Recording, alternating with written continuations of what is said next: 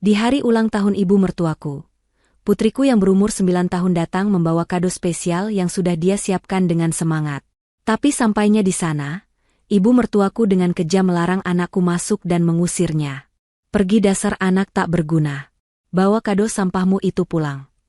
Anakku menangis sambil membawa kado itu pulang. Saat aku mengetahuinya, aku hanya diam menenangkan anakku, lalu kujalankan sebuah rencana. 2 jam kemudian, ibu mertua dan keluarganya yang jahat teriak histeris. Karena sebelum ceritanya dimulai, silahkan tulis di kolom komentar dari daerah mana saja teman-teman yang menonton cerita ini. Jangan lupa like dan subscribe agar channel ini bisa semakin berkembang dan bisa mempersembahkan cerita yang lebih menarik lagi. Suara detak jam dinding di ruang kantor yang luas itu terdengar begitu nyaring, bersahutan dengan bunyi ketikan jari di atas papan tik komputer. Fania menghela napas panjang sambil memijat pelipisnya yang terasa berdenyut. Tumpukan dokumen setinggi jengkal tangan orang dewasa masih menanti untuk diperiksa. Sebagai pimpinan tertinggi di perusahaan properti yang sedang berkembang pesat, tanggung jawab yang dipikul Fania bukanlah hal yang ringan. Malam itu ia harus lembur lagi. Waktu sudah menunjukkan pukul 7 malam, dan rasa bersalah perlahan menyusup ke dalam hatinya. Ia teringat putri semata wayangnya, Salsa, yang mungkin sedang menunggunya di rumah. Namun, Fania kembali teringat bahwa hari ini ia sudah menyiapkan makan malam yang cukup dan Salsa adalah anak yang mandiri meski baru berusia 9 tahun. Fania kembali memusatkan perhatiannya pada layar monitor, mencoba menyelesaikan pekerjaan secepat mungkin agar bisa segera pulang memeluk putrinya. Di sisi lain kota, di sebuah rumah sederhana namun asri yang ditinggali Fania dan putrinya, Salsa sedang sibuk di dalam kamarnya. Bocah perempuan itu duduk di lantai beralaskan karpet bulu, dikelilingi oleh potongan kertas warna-warni, lem, dan gunting. Di hadapannya, tergeletak sebuah kotak sepatu bekas yang sudah agak penyok di bagian ujungnya. Namun bagi Salsa, kotak itu adalah benda paling berharga malam ini. Dengan telaten, tangan mungilnya menempelkan kertas kado bermotif bunga matahari ke permukaan kotak sepatu tersebut. Ia bekerja dengan sangat hati-hati, menjulurkan lidahnya sedikit karena terlalu fokus, memastikan tidak ada bagian yang menggelembung atau robek. Salsa ingin kotak itu terlihat sempurna. Malam ini adalah malam yang istimewa karena neneknya, Ibu Darmi, sedang berulang tahun. Salsa tahu neneknya sering bersikap dingin padanya, tetapi Salsa selalu ingat pesan mendiang ayahnya, Irfan, agar selalu menghormati dan menyayangi nenek bagaimanapun keadaannya. Salsa tersenyum membayangkan wajah neneknya yang mungkin akan berubah menjadi lembut saat menerima kado spesial yang sudah ia persiapkan selama 1 bulan penuh ini. Isinya bukanlah barang mewah yang dibeli di toko, melainkan sesuatu yang ia buat dengan keringat dan kreativitasnya sendiri. Salsa mengikatkan pita merah muda yang ia temukan di laci meja rias ibunya ke atas kotak itu. Simpulnya tidak terlalu rapi, sedikit miring ke kiri, tetapi Salsa merasa bangga dengan hasilnya. Ia mengangkat kotak itu tinggi-tinggi, memandangnya dengan mata berbinar penuh harap. Jarak rumah Fania ke rumah Ibu Darmi tidaklah jauh, hanya terpisah beberapa blok di dalam kompleks perumahan yang sama. Salsa memutuskan untuk pergi sendiri. Ia tahu ibunya sedang sibuk bekerja keras demi masa depan mereka, dan ia tidak ingin merepotkan ibunya hanya untuk mengantar kado. Salsa mengambil jaket tipisnya, memakai sepatu kets kesayangannya, dan melangkah keluar rumah dengan semangat yang meluap-luap. Udara malam itu terasa agak lembab, tanda-tanda hujan akan segera turun, namun hal itu tidak menyurutkan langkah kaki kecil Salsa. Ia berjalan menyusuri trotoar yang diterangi lampu jalan yang remang-remang, memeluk kotak sepatu itu erat-erat di dadanya seolah-olah itu adalah harta karun yang harus dilindungi dari angin malam. Sesampainya di depan gerbang rumah Ibu Darmi, Salsa terpana. Rumah besar berlantai 2 itu tampak berkilauan malam ini. Lampu-lampu hias bergantungan di pepohonan taman depan. Deretan mobil-mobil mengkilap terparkir rapi memenuhi halaman hingga meluber ke bahu jalan. Suara musik klasik mengalun lembut dari dalam, bercampur dengan suara tawa renyah dan denting gelas. Salsa sempat merasa ragu. Ia menunduk melihat pakaiannya sendiri, hanya kaos bergambar kartun dan celana panjang berbahan katun biasa. Sangat kontras dengan gaun-gaun indah dan setelan jas yang ia lihat dikenakan oleh para tamu yang baru saja turun dari mobil di depannya. Namun, kerinduan untuk bertemu nenek dan memberikan kado itu mengalahkan rasa mindernya. Salsa menarik napas panjang, menegakkan bahunya, dan melangkah masuk melewati gerbang yang terbuka lebar. Di halaman yang luas itu, pesta berlangsung meriah. Meja-meja bundar tertata apik dengan taplak putih bersih, di atasnya tersaji berbagai macam hidangan lezat yang menggugah selera. Para pelayan berseragam rapi hilir mudik, membawa nampan berisi gelas-gelas kristal, berisi minuman sirup aneka warna yang segar. Salsa mencoba mencari sosok neneknya di antara kerumunan orang dewasa yang sedang asyik berbincang. Wangi parfum mahal menusuk hidungnya, membuatnya sedikit pusing. Tidak ada satupun orang yang memperhatikan kehadiran bocah kecil itu. Mereka terlalu sibuk dengan dunia mereka sendiri, membicarakan bisnis, liburan ke luar negeri, dan koleksi perhiasan terbaru. Salsa berjalan perlahan, berusaha agar tidak menabrak siapapun, matanya menyapu ke segala arah dengan cermat. Akhirnya, Salsa melihat neneknya. Ibu Darmi duduk di sebuah kursi besar menyerupai singgasana di bagian tengah taman, dikelilingi oleh teman-teman seusianya. Ibu Darmi tampak sangat anggun dengan balutan kebaya modern penuh payet, berkilauan dan sanggul tinggi yang rapi. Di lehernya melingkar kalung emas dengan liontin besar, begitu pula di pergelangan tangannya yang penuh dengan gelang keroncong. Di sebelahnya berdiri Nita, Tante Salsa, yang juga tampil tak kalah glamor dengan gaun malam panjang. Mereka sedang tertawa terbahak-bahak menanggapi lelucon salah satu tamu. Salsa merasakan jantungnya berdebar kencang. Ia meremas ujung kotak kadonya, mengumpulkan segenap keberanian, lalu berjalan mendekat. Langkah kaki Salsa terhenti tepat di depan meja tempat Ibu Darmi duduk. Kehadirannya yang tiba-tiba membuat tawa di meja itu perlahan surut. Satu persatu mata para tamu tertuju pada bocah kecil yang berdiri kaku, sambil memeluk kotak sepatu bekas. Ibu Darmi menoleh, senyum di wajahnya seketika lenyap berganti dengan tatapan tajam yang menusuk. Wajahnya yang semula cerah kini mengerut penuh ketidaksukaan. Nita yang berdiri di sampingnya mendengus pelan, menatap Salsa dari ujung rambut sampai ujung kaki dengan tatapan meremehkan yang sangat kentara. Suasana di sekitar mereka mendadak hening, bahkan musik yang mengalun seolah terasa mengecil volumenya karena ketegangan yang tiba-tiba muncul. Salsa mencoba tersenyum, meski bibirnya gemetar gugup. Ia mengulurkan kotak sepatu itu dengan kedua tangannya ke arah Ibu Darmi. Dengan suara lirih namun tulus, Salsa mengucapkan selamat ulang tahun untuk neneknya. Ia berharap neneknya akan menerima kado itu, membukanya, lalu memeluknya seperti nenek-nenek lain memeluk cucu mereka. Namun, harapan Salsa hancur berkeping-keping dalam hitungan detik. Ibu Darmi tidak mengulurkan tangan untuk menerima kado itu. Sebaliknya, wanita tua itu justru menepis tangan Salsa dengan kasar. Kotak sepatu itu terlempar dari pegangan Salsa, jatuh membentur lantai paving block dengan suara gedebuk yang menyedihkan.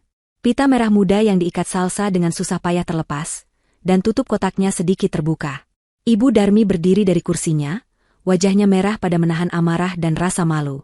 Ia menunjuk wajah Salsa dengan jari telunjuknya yang dipenuhi cincin emas. Suaranya melengking tinggi, memecah keheningan pesta, membuat semua mata tamu kini tertuju pada drama tersebut. Ibu Darmi berteriak mengusir Salsa. Ia memaki Salsa dengan sebutan anak haram yang tidak berguna. Kata-kata kasar itu meluncur deras tanpa saringan, menyebut kado yang dibawa Salsa sebagai sampah yang hanya akan mengotori pestanya yang mewah. Nita ikut menimpali dengan nada sinis, mengatakan bahwa seharusnya Salsa sadar diri dan tidak datang ke tempat terhormat seperti ini dengan penampilan gembel. Hinaan demi hinaan terus dilontarkan tanpa mempedulikan perasaan bocah 9 tahun yang berdiri mematung di hadapan mereka. Air mata mulai menggenang di pelupuk mata Salsa. Dadanya terasa sesak. Sakit sekali rasanya mendengar nenek kandungnya sendiri berbicara sekejam itu. Ia tidak mengerti apa salahnya. Ia hanya ingin memberikan hadiah. Ia hanya ingin melihat neneknya tersenyum. Tapi yang ia dapatkan justru penolakan yang begitu menyakitkan di depan banyak orang. Salsa perlahan berlutut, memungut kotak sepatunya yang tergeletak menyedihkan di atas tanah. Tangannya gemetar saat merapikan kembali tutup kotak itu. Ia tidak berani menatap wajah neneknya lagi. Dengan air mata yang mulai menetes membasahi pipi, Salsa memeluk erat kado itu kembali. Tanpa mengucapkan sepatah kata pun, ia membalikkan badan dan berlari keluar dari halaman rumah mewah itu. Tepat saat Salsa melewati gerbang, langit yang sedari tadi mendung akhirnya menumpahkan isinya. Hujan turun dengan deras, seolah ikut menangis bersama Salsa. Bocah itu terus berlari menembus hujan, tidak mempedulikan tubuhnya yang basah kuyup. Ia mendekap kotak kadonya di balik jaket, berusaha melindunginya agar tidak rusak terkena air. Di belakangnya, pesta kembali berlanjut. Suara tawa Ibu Darmi dan Nita terdengar samar-samar, tertutup oleh suara derasnya hujan. Mereka kembali bersenang-senang seolah tidak baru saja menghancurkan hati seorang anak kecil yang tidak berdosa. Salsa berlari pulang dengan perasaan hancur, membawa luka yang jauh lebih dalam daripada sekadar lecet di lutut. Luka karena penolakan dari darah dagingnya sendiri. Salsa sampai di rumah dengan napas tersengal-sengal. Tubuhnya menggigil kedinginan, bukan hanya karena air hujan yang membasahi seluruh pakaiannya, tetapi juga karena rasa dingin yang menusuk sampai ke tulang akibat perlakuan neneknya tadi. Rumah masih gelap gulita saat ia membuka pintu, menandakan ibunya belum pulang. Salsa tidak menyalakan lampu. Ia membiarkan kegelapan menyelimuti dirinya, merasa bahwa suasana gelap itu lebih cocok dengan suasana hatinya saat ini. Ia berjalan gontai menuju kamarnya, meninggalkan jejak air di lantai keramik ruang tamu. Sesampainya di kamar, Salsa meletakkan kotak kado yang basah di bagian luarnya itu di atas meja belajar. Ia menatap kotak itu nanar, lalu melempar tubuhnya ke atas kasur tanpa mengganti pakaiannya yang basah.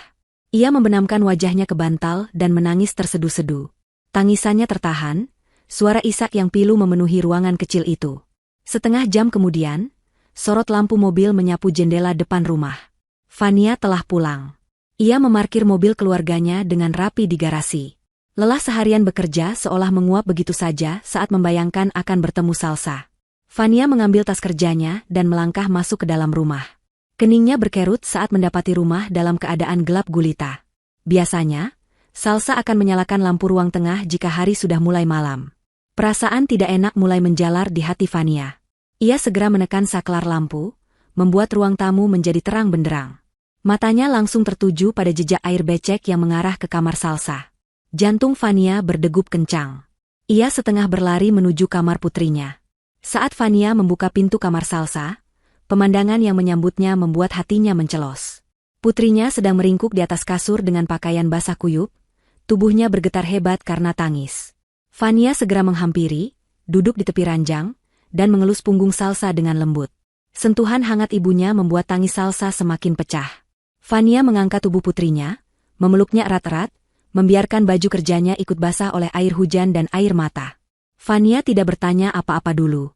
Ia membiarkan Salsa menumpahkan segala emosinya. Sebagai seorang ibu, nalurinya mengatakan bahwa putrinya baru saja mengalami kejadian yang sangat melukai hatinya. Setelah tangis Salsa mulai mereda menjadi isakan kecil, Vania dengan lembut menangkup wajah putrinya. Ia menatap mata Salsa yang bengkak dan merah. Dengan suara lembut dan penuh kasih sayang, Vania bertanya apa yang terjadi. Salsa, dengan suara terbata-bata dan sesenggukan, mulai menceritakan semuanya. Ia bercerita tentang niatnya memberikan kado, tentang perjalanannya ke rumah nenek, tentang tatapan jijik orang-orang, dan puncaknya, tentang bagaimana Ibu Darmi membuang kado itu dan mengusirnya. Saat Salsa mengulang kata-kata neneknya yang menyebutnya anak haram tak berguna, dan menyebut kadonya sebagai sampah, rahang Vania mengeras. Ada kilatan amarah yang luar biasa di matanya, namun Vania berusaha sekuat tenaga untuk tetap terlihat tenang di depan anaknya. Vania mendengarkan setiap detail cerita Salsa tanpa menyela. Hatinya seperti diiris sembilu mendengar bagaimana putrinya dipermalukan di depan umum oleh keluarga mendiang suaminya sendiri. Selama ini, Vania selalu diam. Ia diam saat Ibu Darmi meremehkannya. Ia diam saat Nita menyindirnya. Ia diam saat mereka tidak pernah menganggapnya ada. Semua itu ia lakukan demi menghormati wasiat Irfan yang ingin keluarganya tetap rukun. Vania rela bekerja keras banting tulang, menanggung semua kebutuhan hidup keluarga Ibu Darmi secara diam-diam agar mereka tetap bisa hidup layak dan terpandang, semata-mata agar nama baik Irfan tetap terjaga. Namun malam ini, batas kesabaran Vania telah dilanggar. Mereka telah menyakiti Salsa. Mereka telah menyentuh satu-satunya harta berharga yang dimiliki Vania. Dan bagi Vania, itu adalah deklarasi perang. Vania bangkit dari kasur, mengambil handuk kering dan baju ganti untuk Salsa. Dengan telaten ia membantu putrinya berganti pakaian, mengeringkan rambutnya, dan menyelimutinya dengan selimut tebal yang hangat.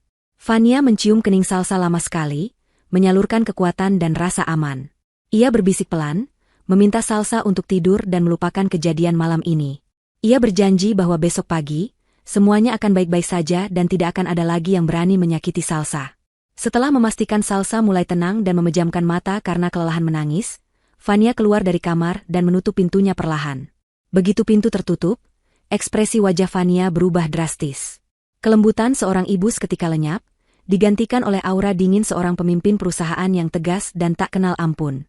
Vania berjalan menuju ruang kerjanya di sudut rumah. Ia duduk di kursi kerjanya, membuka laci, dan mengeluarkan sebuah ponsel khusus yang jarang ia gunakan. Ponsel itu hanya berisi kontak orang-orang penting yang mengurus aset-aset rahasianya. Vania menekan sebuah nomor dan menempelkan ponsel itu ke telinganya. Nada sambung terdengar 2 kali, sebelum akhirnya diangkat oleh suara bariton yang tegas di ujung sana. Itu adalah Pak Rizwan, pengacara sekaligus orang kepercayaan yang mengurus segala legalitas harta kekayaan Vania. Tanpa basa-basi, Fania langsung memberikan instruksi. Suaranya datar, tanpa emosi, namun penuh penekanan yang mengerikan. Ia memberitahu Pak Rizwan bahwa malam ini juga, ia ingin semua fasilitas yang dinikmati oleh keluarga Ibu Darmi dicabut. Fania merinci satu persatu. Rumah mewah yang mereka tinggali, mobil yang dipakai Agus dan Nita, kartu kredit tambahan yang dipegang Ibu Darmi, hingga biaya pesta ulang tahun yang sedang berlangsung detik ini. Semuanya adalah milik Fania. Semuanya dibayar dari kantong Fania. Selama bertahun-tahun Fania membiarkan mereka mengira bahwa itu semua adalah warisan leluhur, atau hasil bisnis Agus yang sebenarnya fiktif. Fania membiarkan mereka hidup dalam ilusi kemewahan karena belas kasihan. Tapi belas kasihan itu sudah habis malam ini. Pak Rizwan di ujung telepon sempat terdiam sejenak. Terkejut dengan perintah mendadak itu karena ia tahu betapa sabarnya Fania selama ini. Namun, sebagai profesional, ia segera menyanggupi. Fania menegaskan bahwa ia tidak ingin menunggu sampai besok pagi. Ia ingin eksekusi dilakukan sekarang juga, saat pesta itu masih berlangsung. Ia ingin Ibu Darmi dan keluarganya merasakan bagaimana rasanya dipermalukan di depan umum, sama seperti yang mereka lakukan pada Salsa. Fania ingin mereka sadar siapa sebenarnya yang selama ini memberi mereka makan. Fania melihat jam dinding, jarum menunjukkan pukul 8 malam. Ia memberi waktu 2 jam bagi Pak Rizwan untuk mengurus segalanya, memutus aliran listrik, membatalkan catering, dan mendatangkan tim keamanan untuk pengosongan rumah. Setelah menutup telepon, Fania bersandar di kursinya. Matanya menatap langit-langit ruangan. Tidak ada penyesalan sedikit pun di hatinya. Yang ada hanyalah rasa lelah yang bercampur dengan kepuasan dingin. Ia membayangkan wajah Ibu Darmi dan Nita saat lampu pesta mereka padam nanti. Fania tahu ini akan menjadi malam yang panjang dan penuh drama, tapi ia sudah siap. Ia bukan lagi menantu yang hanya bisa menunduk diam. Ia adalah Fania, seorang wanita mandiri yang memiliki kuasa penuh atas nasib orang-orang yang telah menghina anaknya. Fania bangkit, berjalan menuju dapur untuk menyeduh teh hangat. Ia butuh ketenangan sebelum badai yang sesungguhnya dimulai. Di luar, hujan masih turun dengan deras, seolah sedang mencuci bersih semua kesabaran Fania yang tersisa, menyisakan hanya tekad baja untuk memberi pelajaran yang tak akan pernah dilupakan oleh keluarga suaminya. Kembali ke halaman rumah mewah yang kini bersinar terang benderang di tengah malam yang gelap, pesta ulang tahun Ibu Darmi kembali berjalan, seolah tidak pernah terjadi gangguan sedikitpun. Setelah kepergian Salsa yang diusir dengan kasar, suasana pesta justru terasa semakin meriah bagi tuan rumah. Musik orkestra yang diputar melalui pengeras suara berkualitas tinggi kembali mengalun, mengisi setiap sudut taman yang didekorasi dengan bunga-bunga impor segar. Aroma masakan daging panggang dan kue-kue manis menguar di udara, bercampur dengan wangi parfum mahal para tamu undangan yang sebagian besar adalah kaum sosialita dan kolega bisnis palsu Agus. Ibu Darmi kembali duduk di kursi kebesarannya, wajahnya berseri-seri penuh kepuasan, seolah insiden pengusiran cucu kandungnya tadi hanyalah sebuah hiburan kecil untuk menunjukkan kekuasaannya. Ia memegang gelas kristal berisi minuman sirup delima merah yang berkilauan, menyesapnya sedikit demi sedikit dengan gaya yang dibuat-buat agar terlihat ningrat. Nita, menantu kesayangan Ibu Darmi yang sebenarnya bermuka dua, tidak henti-hentinya mengipasi ego ibu mertuanya. Ia berdiri di samping kursi Ibu Darmi, sesekali membungkuk untuk membisikkan gunjingan tentang tamu lain atau menertawakan pakaian Salsa yang basah kuyup tadi. Di hadapan sekelompok ibu-ibu arisan yang mengerumuni mereka, Nita dengan lantang menceritakan betapa malunya ia memiliki kerabat miskin seperti Fania dan Salsa. Dengan nada bicara yang dilebih-lebihkan, Nita mengarang cerita bahwa Fania adalah wanita malas yang hanya ingin menumpang hidup pada kekayaan keluarga suaminya. Ia memutarbalikan fakta dengan sangat lancar, menyebutkan bahwa semua kemewahan yang mereka nikmati saat ini adalah hasil jeripayah mendiang suami Ibu Darmi dan kesuksesan bisnis suaminya, Agus, yang sebenarnya hanyalah pengangguran terselubung. Para tamu yang tidak tahu kebenarannya hanya manggut-manggut, berdecak kagum memuji ketangguhan keluarga itu dalam mempertahankan status sosial mereka. Ibu Darmi semakin besar kepala mendengar pujian-pujian kosong itu. Ia mulai membual tentang asal-usul kekayaannya. Dengan suara yang cukup keras agar didengar oleh meja sebelah, ia bercerita tentang tanah warisan leluhur yang berhektar-hektar dan investasi emas batangan yang ia simpan di brankas. Ia menunjuk ke arah pilar-pilar rumah yang kokoh, mengklaim bahwa ia baru saja merenovasi rumah itu dengan marmer yang didatangkan langsung dari Italia. Padahal, kenyataannya, tagihan renovasi bulan lalu dibayar lunas oleh staf keuangan Fania tanpa sepengetahuan Ibu Darmi. Kebohongan demi kebohongan terus meluncur dari mulut wanita tua itu, membangun sebuah istana ilusi yang rapuh. Ia merasa di atas angin, merasa menjadi ratu di kerajaannya sendiri, tanpa menyadari bahwa fondasi kerajaannya sedang digerogoti oleh kesombongannya sendiri. Di tengah riuh rendah percakapan yang penuh kepalsuan itu, seorang pria parubaya dengan kacamata tebal dan setelan batik formal berjalan mendekat. Pria itu adalah seorang notaris senior yang cukup disegani di kota itu, kenalan lama keluarga mendiang Irfan. Ia memegang piring kecil berisi kue tart, wajahnya tampak bingung dan sedikit ragu. Ia menyapa Ibu Darmi dengan sopan, mengucapkan selamat ulang tahun. Ibu Darmi menyambutnya dengan senyum lebar, merasa bangga kedatangan tamu terhormat.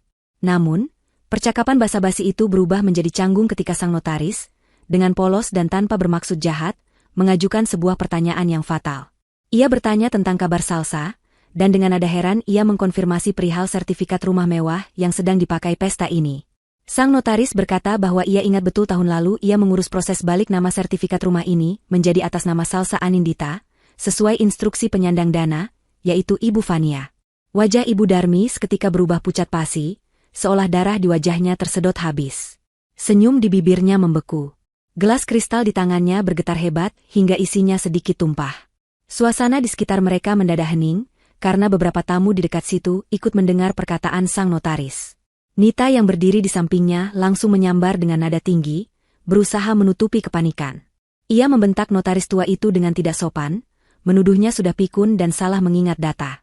Nita bersikeras dengan suara melengking bahwa rumah ini adalah milik Ibu Darmi sepenuhnya, warisan sah yang tidak ada hubungannya dengan bocah ingusan bernama Salsa.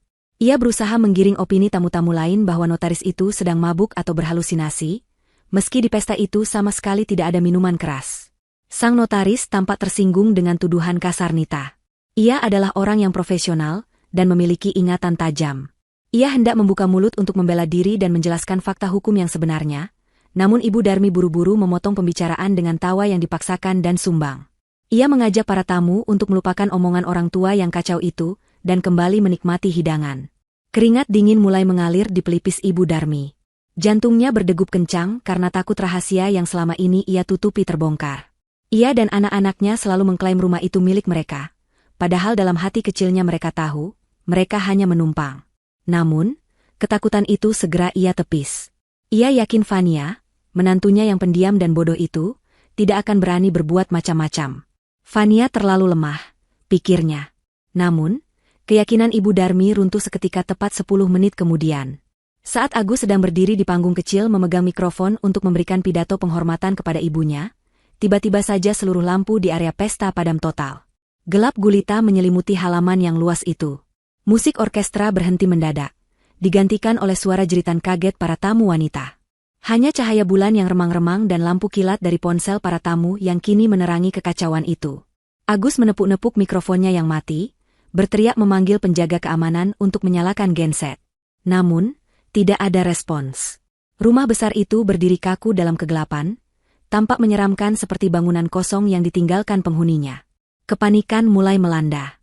Di tengah kegelapan, manajer catering yang bertanggung jawab atas suplai makanan dan minuman berjalan menghampiri meja Ibu Darmi dengan diterangi lampu senter. Wajah manajer itu tampak masam dan tidak ramah lagi seperti di awal pesta.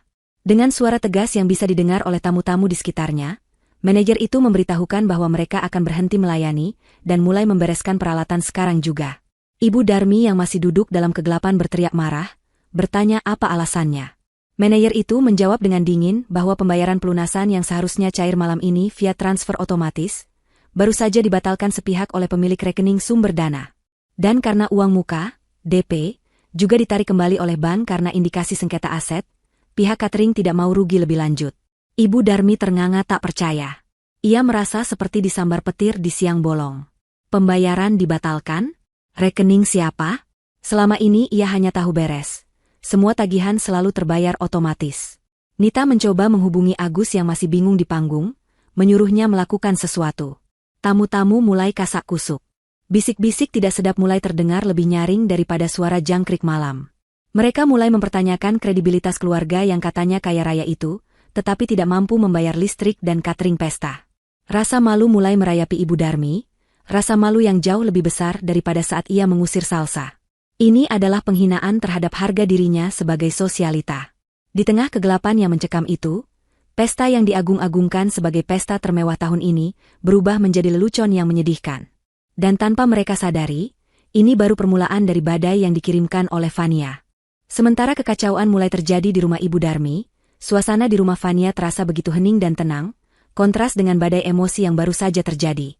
Di dalam kamar tidur yang diterangi lampu tidur berwarna kuning hangat, Salsa sudah terlelap dalam tidurnya. Napasnya terdengar teratur.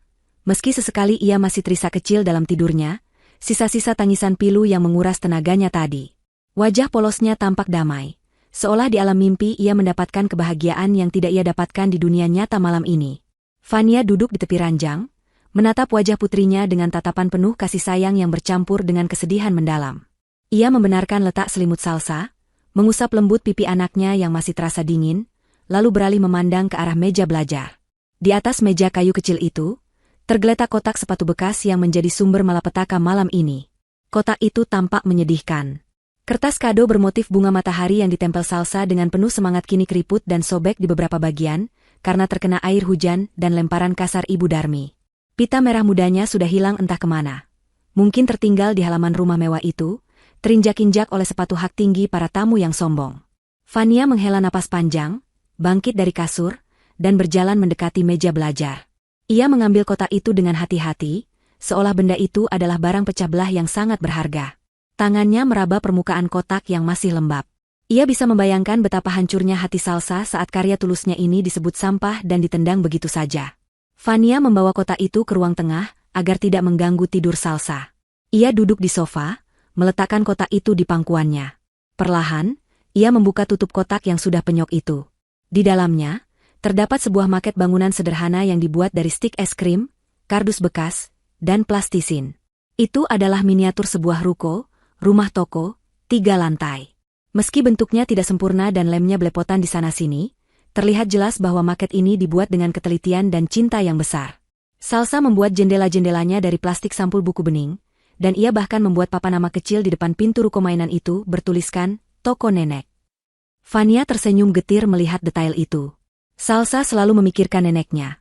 Bahkan dalam imajinasinya, ia ingin neneknya memiliki toko sendiri. Namun, bukan maket stik es krim itu yang menjadi inti dari kado tersebut. Di dasar kotak, terselip di bawah maket, terdapat sebuah amplop coklat besar yang tersegel rapi. Sudut amplop itu sedikit basah terkena rembesan air hujan. Namun isinya masih aman karena Fania membungkusnya dengan plastik pelindung sebelum memberikannya pada Salsa tadi sore untuk dimasukkan ke dalam kotak. Dengan tangan yang tenang namun hati yang bergemuruh, Fania merobek segel amplop itu dan mengeluarkan isinya. Lembaran-lembaran kertas tebal dengan kop surat notaris dan materai resmi terhampar di tangannya. Dokumen itu adalah surat hibah dan sertifikat hak milik atas sebuah ruko 3 lantai yang berlokasi di pusat perniagaan paling strategis di kota itu. Fania membeli properti itu bulan lalu dengan uang pribadinya, atas nama Salsa, dengan tujuan untuk dihibahkan sepenuhnya kepada Ibu Darmi sebagai hadiah ulang tahun. Nilai properti itu tidak main-main, mencapai 5 miliar rupiah.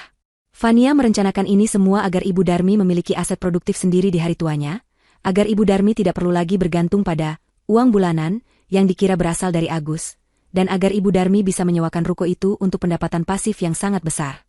Ini adalah bukti bakti Fania sebagai menantu, meskipun ia selalu dihina. Ia ingin membalas kejahatan dengan kebaikan, berharap hati mertuanya luluh dengan hadiah yang menjamin masa depan itu. Fania menatap angka-angka nominal yang tertera di dokumen itu, lalu menatap maket stik es krim buatan anaknya. 2 benda yang sangat kontras nilainya di mata manusia, tapi memiliki nilai yang sama di mata Fania, ketulusan. Salsa memberikan tenaganya, Fania memberikan hartanya. Namun, kedua-duanya ditolak mentah-mentah. Kedua-duanya disebut sampah. Kedua-duanya diusir dan dipermalukan. Ibu Darmi tidak hanya membuang kotak kardus bekas, dia telah membuang keberuntungannya sendiri. Dia telah menendang rezeki nomplok yang bisa menjamin hidup mewahnya sampai mati. Fania merasakan dadanya sesak oleh ironi ini. Kesombongan mertuanya telah menutup mata hatinya dari melihat berlian yang tersembunyi dalam lumpur. Fania meletakkan dokumen bernilai miliaran itu di atas meja kaca ruang tamu. Ia kemudian merogoh saku celananya dan mengeluarkan sebuah korek api gas. Wajah Fania tidak menunjukkan keraguan sedikitpun. Tatapannya dingin, sedingin es. Tidak ada lagi rasa kasihan. Tidak ada lagi keinginan untuk berbakti kepada orang yang telah menginjak-injak harga diri anaknya. Fania menyalakan korek api itu, lidah api kecil berwarna biru kemerahan menari-nari di ujung pemantik, memantul di bola mata Fania. Mereka bilang ini sampah.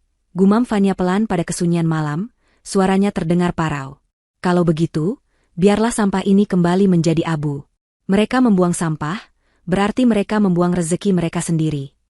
Tangan Fania bergerak mendekatkan nyala api ke ujung dokumen sertifikat hibah itu. Kertas tebal itu mulai menghitam, lalu api menyambar dengan cepat, melahap huruf demi huruf, angka demi angka. Fania membiarkan api itu membesar, membakar surat pelepasan hak yang seharusnya membuat Ibu Darmi kaya raya. Ia menjatuhkan kertas yang terbakar itu ke dalam asbak besar dari keramik. Ia duduk diam, memperhatikan bagaimana api melahap habis masa depan cerah mertuanya. Asap tipis mengepul, membawa bau kertas hangus yang menyengat memenuhi ruang tamu. Dalam hitungan menit, dokumen bernilai 5 miliar rupiah itu telah berubah menjadi tumpukan abu hitam yang tak berharga. Fania mematikan sisa api dengan ujung asbak, lalu menghela napas panjang. Beban di pundaknya terasa sedikit terangkat. Jembatan kebaikan itu sudah ia bakar. Kini, yang tersisa hanyalah jalan menuju keadilan. Fania bangkit berdiri, siap untuk menyambut kabar dari Pak Rizwan tentang eksekusi tahap selanjutnya. Kegelapan yang menyelimuti pesta mewah di halaman rumah Ibu Darmi, menciptakan suasana yang mencekam dan penuh ketidakpastian. Hanya cahaya bulan yang temaram dan kilatan lampu kilat dari ponsel para tamu yang menjadi sumber penerangan, menciptakan bayangan-bayangan panjang yang menari di dinding rumah besar itu. Hawa panas mulai terasa menyengat, karena pendingin udara portabel yang dipasang di tenda-tenda tamu ikut mati total bersamaan dengan aliran listrik utama. Suara musik yang sebelumnya megah kini berganti dengan suara dengungan nyamuk, dan bisik-bisik panik para undangan yang mulai merasa tidak nyaman. Beberapa tamu sosialita mulai mengeluh kepanasan, mengibaskan kipas tangan mereka dengan kasar, sementara yang lain mulai beranjak menuju pintu keluar, enggan berlama-lama di pesta yang dianggap gagal total ini. Ibu Darmi duduk terpaku di kursinya, matanya nanar menatap kegelapan, otaknya berusaha keras mencerna apa yang sebenarnya terjadi. Ia merasa dipermalukan di puncak kejayaannya. Di tengah kekacauan itu, suara deru mesin mobil terdengar mendekat dari arah gerbang. Bukan satu, melainkan 3 buah mobil sedan hitam mengkilap masuk ke area pelataran parkir dengan sorot lampu yang tajam menyilaukan mata. Pintu mobil terbuka serempak, dan keluarlah rombongan orang berpakaian formal yang terlihat sangat kontras dengan suasana pesta yang berantakan. Di barisan paling depan, berjalan seorang pria parubaya dengan postur tegap dan wajah yang sangat tenang namun mengintimidasi. Itu adalah Pak Rizwan, pengacara kepercayaan Fania, didampingi oleh 4 orang staf berbadan tegap yang membawa map-map tebal dan tablet elektronik. Mereka berjalan membelah kerumunan tamu yang minggir dengan sendirinya, karena segan melihat aura otoritas yang dipancarkan rombongan tersebut. Pak Rizwan tidak tersenyum, tatapannya lurus tertuju pada sosok Ibu Darmi yang masih duduk lemas dikelilingi anak dan menantunya. Nita, yang sedari tadi sibuk memaki-maki pelayan catering, langsung menyadari kehadiran mereka. Dengan langkah angkuh, ia menghampiri Pak Rizwan sambil berkacak pinggang, berusaha menutupi rasa takutnya dengan gertakan kasar. Nita berteriak lantang, bertanya siapa mereka dan apa hak mereka masuk ke properti pribadi tanpa undangan. Ia menuduh Pak Rizwan sebagai preman bayaran yang sengaja dikirim untuk mengacaukan acara mertuanya. Agus yang baru turun dari panggung ikut bergabung di samping istrinya, mencoba memasang wajah garang meski kakinya gemetar. Ia mengancam akan memanggil polisi jika rombongan asing itu tidak segera pergi. Namun, ancaman itu sama sekali tidak membuat Pak Rizwan gentar. Ia bahkan tidak berkedip. Dengan gerakan tenang, Pak Rizwan memberi isyarat kepada stafnya untuk menyalakan lampu senter besar dan menyorotkannya ke arah sebuah dokumen yang ia pegang. Pak Rizwan berbicara dengan suara bariton yang jelas dan tegas, memotong segala teriakan histeris Nita. Ia memperkenalkan diri sebagai kuasa hukum resmi dari Ibu Fania. Mendengar nama Fania disebut, wajah Ibu Darmi menegang. Pak Rizwan menjelaskan bahwa kedatangannya malam ini adalah untuk melaksanakan perintah kliennya terkait status kepemilikan aset. Ia membuka map di tangannya dan menunjukkan salinan sertifikat rumah tersebut kepada Agus dan Nita. Di bawah sorotan lampu senter, tertera jelas nama pemilik sah properti itu bukanlah Ibu Darmi, bukan Agus, dan bukan pula mendiang Irfan, melainkan sebuah perusahaan holding yang 100% sahamnya dimiliki oleh Fania. Selama ini, status tinggal keluarga Ibu Darmi di rumah mewah itu hanyalah pinjam pakai yang didasarkan pada kebaikan hati Fania. Sebuah kebaikan hati yang sayangnya, malam ini resmi dicabut. Agus merebut kertas itu dengan tangan gemetar, matanya membelalak tak percaya membaca klausul demi klausul yang tertera di sana. Ia menggelengkan kepala berulang kali, bergumam bahwa ini pasti palsu, ini pasti rekayasa. Pak Rizwan dengan dingin menanggapi bahwa mereka bisa mengecek keaslian dokumen itu di Badan Pertanahan Nasional kapan saja, namun fakta hukum malam ini tetap berlaku. Pak Rizwan kemudian menyampaikan ultimatum yang membuat jantung siapapun yang mendengarnya berhenti berdetak. Ia mengatakan bahwa Ibu Fania memberikan waktu tepat 1 jam dari sekarang bagi seluruh penghuni untuk mengosongkan rumah. Mereka hanya diperbolehkan membawa pakaian dan barang-barang pribadi. Semua perabotan, elektronik, kendaraan, dan aset lain yang dibeli menggunakan uang perusahaan Fania harus ditinggalkan di tempat karena akan segera diinventarisasi oleh tim audit. Ibu Darmi yang mendengar pengusiran itu menjerit histeris. Ia bangkit dan mencoba menyerang Pak Rizwan, namun tertahan oleh staf keamanan yang sigap. Ia meronta-ronta, berteriak bahwa ia tidak akan pergi dari rumahnya sendiri, rumah tempat ia membesarkan anak-anaknya. Ia memaki Fania sebagai menantu durhaka, ular berbisa yang tidak tahu diuntung. Namun Pak Rizwan tidak peduli dengan drama itu. Ia melirik jam tangannya dan mengingatkan bahwa waktu terus berjalan. Ia memerintahkan stafnya untuk mulai menyegel beberapa ruangan. Para tamu undangan yang menyaksikan kejadian itu mulai mengeluarkan ponsel mereka, merekam detik-detik jatuhnya keluarga sombong yang selama ini mereka sanjung. Bisik-bisik berubah menjadi gunjingan terang-terangan. Reputasi Ibu Darmi hancur lebur dalam sekejap mata. Agus yang panik menyadari bahwa situasi ini serius. Ia tidak peduli lagi pada ibunya yang histeris. Otaknya yang licik langsung berpikir untuk menyelamatkan aset yang bisa ia bawa lari. Ia teringat pada brankas kecil berisi uang tunai dan jam tangan koleksinya yang ada di kamar, serta mobil mewah keluaran terbaru yang terparkir di garasi. Agus memberi kode pada Nita, lalu berlari kencang menuju garasi samping. Ia masuk ke dalam mobil sedan mewahnya, menekan tombol start dengan panik. Ia berniat kabur membawa mobil itu sebelum disita. Namun, keheningan kembali menyambutnya. Mesin mobil itu tidak menyala. Dashboard mobil hanya berkedip sekali menampilkan pesan error lalu mati total. Agus mencoba berkali-kali, memukul setir dengan frustrasi, keringat dingin membanjiri tubuhnya. Pak Rizwan yang melihat tingkah Agus dari kejauhan, hanya menggelengkan kepala pelan. Ia berjalan mendekati garasi, diikuti sorot lampu senter stafnya. Dengan nada datar, ia memberitahu Agus bahwa percuma saja mencoba menyalakan mobil itu. Sistem kelistrikan dan keamanan mobil tersebut terhubung dengan sistem pintar yang dikendalikan oleh dealer pusat. Fania, sebagai pembeli dan pemilik sah kendaraan itu, telah melaporkan pemblokiran akses beberapa menit yang lalu. Mobil itu kini hanyalah seonggok besi mahal yang tidak bisa bergerak 1 inci pun. Agus terkulai lemas di kursi kemudi, wajahnya pucat pasi seperti mayat. Ia baru menyadari betapa mengerikannya kekuatan Fania yang selama ini ia remehkan. Fania tidak hanya mematikan lampu rumah mereka, ia telah mematikan seluruh akses kehidupan mereka. Malam itu, di bawah guyuran sisa hujan dan tatapan mencemooh para tamu, keluarga Ibu Darmi benar-benar dilucuti hingga tak berdaya.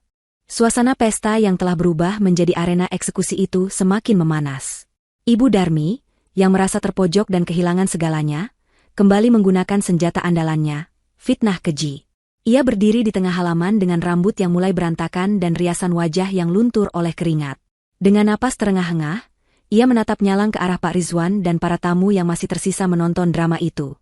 Ibu Darmi tertawa sumbang, tawa yang terdengar gila dan putus asa. Ia berteriak lantang, menuding bahwa semua dokumen yang dibawa Pak Rizwan adalah palsu, hasil rekayasa wanita jahat bernama Fania untuk merebut harta warisan anaknya. Ia kembali mengungkit masalah Salsa. Dengan suara parau yang menyakitkan telinga, Ibu Darmi berkoar bahwa Fania melakukan ini karena dendam setelah ketahuan bahwa Salsa adalah anak haram. Ia bersumpah di depan semua orang bahwa darah daging keluarga ini hanyalah Agus dan anak dari Agus, sedangkan Salsa hanyalah anak pungut hasil perselingkuhan Fania yang menjijikan. Tuduhan itu menggema di udara malam, membuat beberapa tamu terkesiap. Nita, yang melihat celah untuk membalikkan keadaan, ikut mengompori. Ia berakting seolah menjadi korban yang dizalimi, menangis buaya sambil memeluk mertuanya. Nita berteriak bahwa mereka selama ini dia menutupi aib Fania demi nama baik keluarga, tapi Fania malah membalas air susu dengan air tuba. Ia berusaha membangun narasi bahwa mereka diusir, karena Fania takut rahasia tentang asal-usul Salsa terbongkar lebih jauh. Para tamu yang awam mulai bingung, sebagian kecil mulai termakan hasutan itu, berbisik-bisik meragukan moralitas Fania. Situasi hampir saja berbalik menjadi ajang penghakiman bagi Fania yang tidak hadir di sana. Namun, Pak Rizwan tetap tenang. Ia sudah memperkirakan langkah putus asa ini. Fania sudah memberinya instruksi khusus untuk skenario terburuk ini. Pak Rizwan mengangkat tangannya, meminta ketenangan. Ia berkata bahwa jika Ibu Darmi dan Nita ingin berbicara tentang kejujuran dan asal-usul keturunan, maka malam ini adalah saat yang tepat untuk membuka semuanya secara transparan. Pak Rizwan memberi isyarat kepada stafnya yang memegang tablet besar. Staf itu menghubungkan tabletnya ke sebuah proyektor portabel yang diarahkan ke dinding putih rumah yang gelap, serta menyambungkannya ke speaker nirkabel yang mereka bawa. "Tolong disimak baik-baik," ucap Pak Rizwan dingin. Ini adalah rekaman percakapan telepon yang terjadi 3 tahun lalu, yang tersimpan otomatis di sistem cloud telepon kantor lama yang pernah dipinjamkan Ibu Fania kepada Ibu Nita. Sebuah rekaman audio mulai berputar. Suara statis terdengar sejenak, lalu muncullah suara wanita yang sangat familiar bagi semua orang di situ. Itu suara Nita. Suaranya terdengar manja dan genit, sangat berbeda dengan nada bicaranya yang kasar saat ini. Dalam rekaman itu, Nita sedang berbicara dengan seorang pria yang dipanggilnya sayang, dan pria itu jelas bukan Agus. Percakapan itu begitu vulgar dan intim, membahas pertemuan rahasia mereka di sebuah hotel. Namun, bagian yang paling mengguncang adalah ketika suara pria itu bertanya tentang anak yang sedang dikandung Nita saat itu. Dalam rekaman itu, Nita tertawa kecil dan berkata dengan jelas, "Tenang saja, Agus bodoh itu percaya kalau ini anaknya. Dia tidak tahu hitungan bulan kehamilan. Anak ini darah dagingmu, Mas, bukan bibit dari keluarga Agus yang lemah itu. Nanti kalau anak ini lahir, dia akan jadi pewaris harta ibunya Agus, dan kita bisa hidup senang." Hening. Keheningan yang luar biasa mencekam turun menyelimuti halaman rumah itu.